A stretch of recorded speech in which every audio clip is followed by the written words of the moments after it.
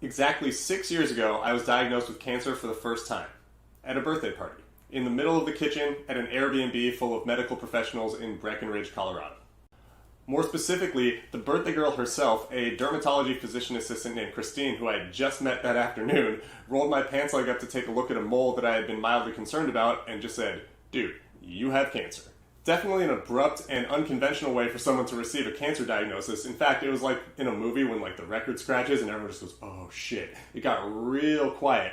But it's not like it was bad bedside manner or anything by Christine. In fact, she was doing me a literal life-saving favor that evening and the next day, as it turns out. Before we jump to the next day, I should give you a little bit of context about how I found myself in this unconventional situation in which I was being diagnosed in an Airbnb kitchen in the middle of Colorado on a Friday evening.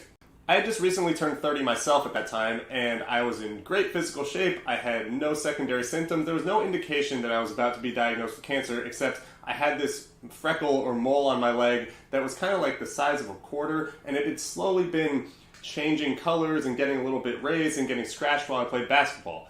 Also, I had started dating a different PA in my hometown of San Luis Obispo, and I showed it to her, and I said, "This looks kind of weird, right?" And she agreed with me, and I said, "Hey, could you just cut this off me so I don't have to worry about it?" And being the responsible medical professional that she was, she said, "No, dude, you got to get that biopsied." So I scheduled a biopsy with the dermatology clinic nearest to me, but because I was a new patient, they said, "We'll see you in 10 weeks, which seemed odd because I understood that it might be skin cancer, but in my, experience, which was my dad getting diagnosed with very low-grade skin cancer years before, if it was skin cancer, you just cut it off and move on, so I wasn't particularly worried. Cut back to that now very quiet party though, and all of a sudden I'm worried. Because when a medical professional who has seen a lot of things through med school in their early work years starts to get highly concerned very quickly, it's usually a good indication that something's wrong. Add to the fact that she and my then girlfriend started making plans immediately to get this thing out of my leg, I knew it was getting kind of serious. See, we were all supposed to go snowboarding the next morning, and Christine called the head doctor at a dermatology clinic and said, "Hey, I have a friend who has a likely malignant mole on his leg, and we need to get it out immediately." And so, yeah, we started to put this plan into motion. My ex, my best friend, Christine, and I all told the rest of the group that we would not be joining for snowboarding tomorrow, and we were going to drive to Denver and cut whatever the fuck this was out of my leg. Also, here's an important note. I've probably told this story 1,000 times or more in the last 6 years, and I've never really fleshed out this realization until right now. There's a lot of misplaced or overused bravery in cancer. People tell patients, "Oh, you're so brave," when in fact a lot of it is just we're doing what we have to save our lives. That's not to say there's not bravery in cancer, but the expression, I think, gets tossed around lightly. What my ex and what Christine specifically did that evening and the next day is a really, really noble form of bravery in the sense that, both of them were not at their jobs. Even though, Christine was a medical professional who recognized something was wrong, it would have been incredibly appropriate for her to just look at me and say, "Hey man, that looks like cancer. When you get back to San Luis Obispo, you should call a dermatologist like your life depends on it and go be seen immediately." That would have been fine. That would have been sufficient. There's no protocol or class or medical training for what you're supposed to do when it's your birthday and it's a Friday night and you're with a group of your best friends and this person you hardly know has a legit medical concern but not one you have an apparent pathway to take care of. And I think a lot of bravery is doing the right thing when faced with the opportunity, especially something that you haven't encountered before. And I hope Christine doesn't have to deal with something like this again. But in the first and only opportunity she got in making that decision, she forged a pathway to help me immediately. She told everyone, "Hey, I'm not going to be there tomorrow. We're going to Denver. We're getting this shit out." Just like that, the four of us headed down to Denver the next morning to meet the head doctor at Christine's clinic, and the doctor approved the procedure. My ex would do the prep, nurse, and stitch work. Christine would do the wide excision of my calf. They cut a pretty significant football out of there. And my best friend would take some photos and videos and make jokes during baby's first cancer surgery. During the excision, the head doctor came in a couple times to make sure everything was going okay, at least from an operational standpoint. I think it was pretty clear that everything was not going okay with my calf. At one point, she walked around to look at it while it was open, studied it for a while, came back to my face, and asked, "Has Christine told you what the ramifications of this might be?" And I said, "Yeah, I think I'm starting to get the picture." And she just said, "Okay." And as they were cutting and looking at my leg, Christine and Megan explained to me that the Breslow's depth, which is a measurement of like how far down the tumor goes into your skin, was pretty significant, and it seemed like there were satellites around it, meaning this probably wasn't just a one and done cut to get rid of this cancer. And things snowballed pretty quickly from there. We put about 50 stitches in my calf and flew home the next day to San Luis Obispo, and within a week I was having my second surgery to do another wide excision on my calf to make sure the margins were clear surrounding my tumor and its metastases, as well as a sentinel or lymph node biopsy to see if there was cancer in this lymph node and potentially anywhere else in my body. In that respect, things would get a little worse before they got better. When I woke up from the second surgery and met with the surgeon, he told me that my lymph node was necrotic. It was dead when they took it out. He said it was completely black. And I was pretty drugged up and just said the first thing that came to my mind, which was, could I die from this? And he said, yeah, the next thing you have to do is you're going to have to get a scan of your body, and depending on if the cancer has progressed and found some organs or other locations in your body, you might be at serious risk. This is metastatic melanoma and it will be graded very highly. Things were snowballing pretty hard because as recently as a week prior, this was just a weird, questionable freckle on my leg that was going to be biopsied in a couple months and was probably nothing. And now I'm sitting here after a second surgery being told that I could potentially die of very serious cancer. As I'm sitting here telling you the story, that clearly didn't happen immediately, and hopefully it won't happen in the near future, because when I went to do the full body PET scan from there, we found that it had not metastasized past my sentinel or inguinal lymph node, meaning my calf was taken care of, my lymph node was out of my body, and I was set to receive treatment for what was staged as 3C metastatic melanoma. That was 6 years ago, and it both feels like yesterday and a lifetime ago. From there, I would start what you could call my cancer journey, or what has been the last 6 years of my life. I was fortunate enough to be referred to Dr. Anthony Ribas at UCLA Health. He is one of the preeminent melanoma researchers, maybe in the entire world, but certainly in the United States. And he was able to get me into an oncology clinic in San Luis Obispo where I would be administered immunotherapy, Opdivo to be specific, by my current oncologist, Dr. Brian DiCarlo. I did just over 13 months of IV Opdivo treatments every 2 weeks, and it was one of the most unpleasant experiences of my life, hands down.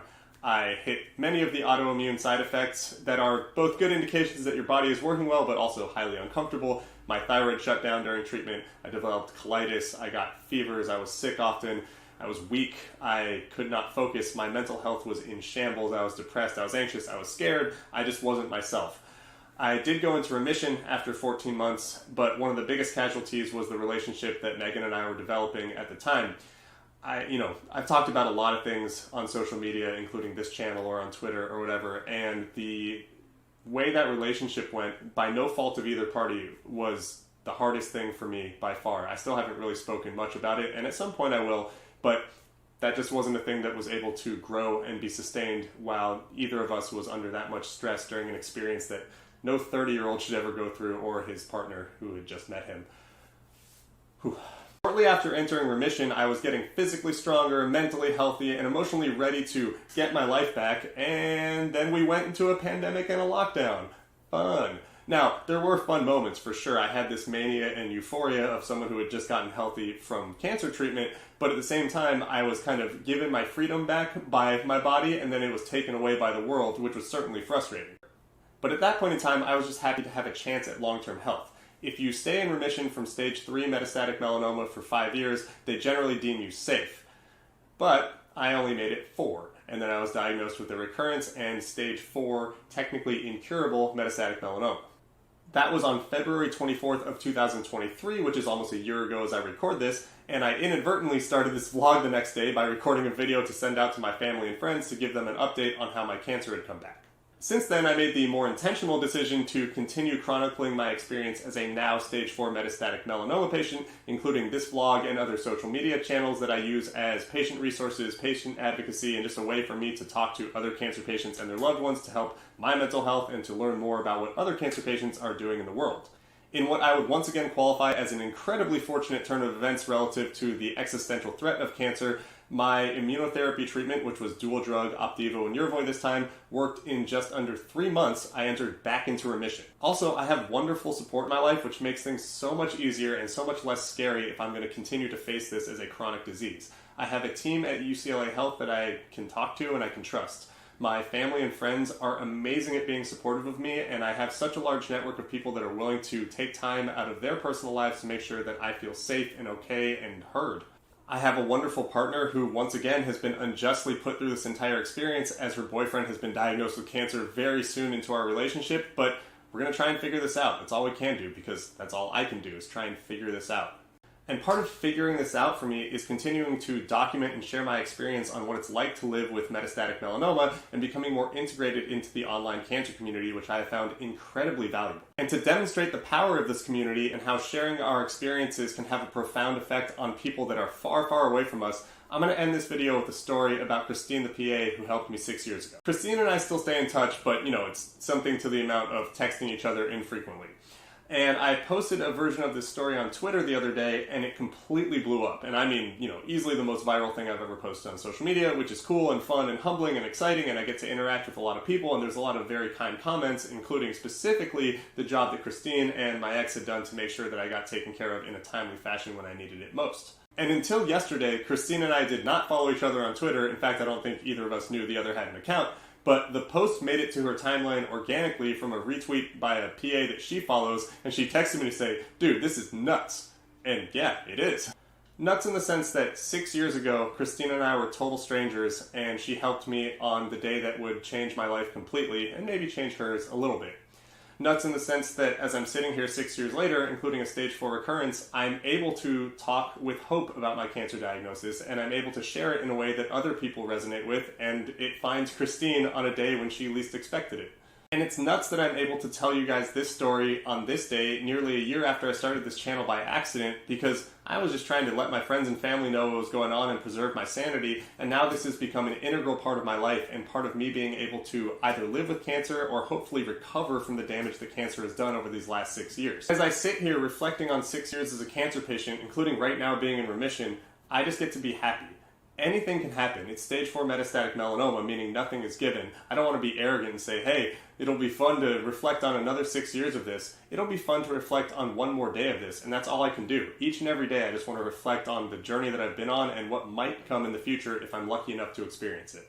And on that note, we all have futures to get to, and this video has gotten a little long, so I'm going to cut it off here. If you're still watching, I really, really appreciate you taking the time to do so, and if you want to drop a like or a subscribe, that would be even better. I really hope I can make it another 6 years. I think I might. But again, one day at a time. Thanks so much for watching. I'll talk to you next time. Bye.